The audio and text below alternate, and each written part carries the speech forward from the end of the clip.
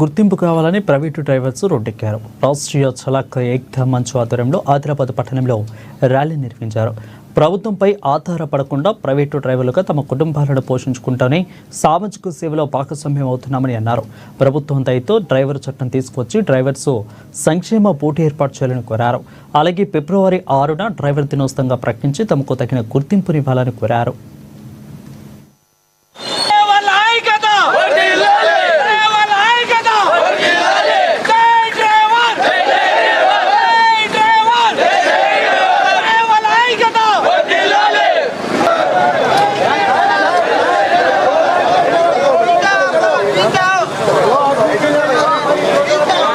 రాష్ట్రీయ చలాక్ ఏక్తా మంచ్ 1926 కార్మిక చట్టం ద్వారాగా all India registration number 17/11/730 union 78 ఏళ్ల స్వతంత్ర భారతదేశంలో ఈ రోజు కూడా డ్రైవర్ బానిసగానే ఉన్నాడు.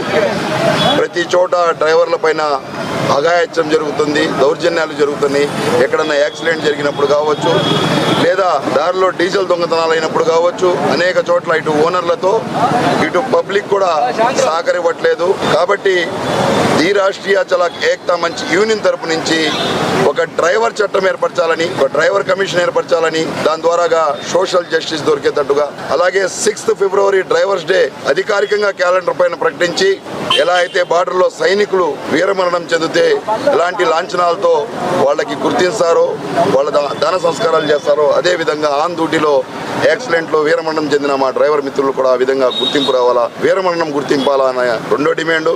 మా 3వ డిమాండు దేశవ్యాప్తంగా ఒక వెల్ఫేర్ బోర్డు ఏర్పరిచి ఆర్థికంగా ప్రతి ఒక్క స్కీమ్ దాంట్లో పొందుపరుచుకునేలాగా, యాక్సిడెంట్లో మృతి చెందిన వాళ్ళకి 25 నుంచి 50 లక్షల దాకా వాళ్ళకి నష్టపరిహారం వచ్చేటట్టుగా, అంగవైకల్యం జరిగిన వాళ్ళకి 15 నుంచి 25 లక్షల రూపాయలు నష్టపరిహారం దొరికేటట్టుగా అనేక రకాల ఆర్థికంగా కూడిన స్కీమ్స్ మొత్తము ఆ వెల్ఫేర్ బోర్డులో ఏర్పరచుకునే విధంగా మేము డిమాండ్ చేస్తున్నాము.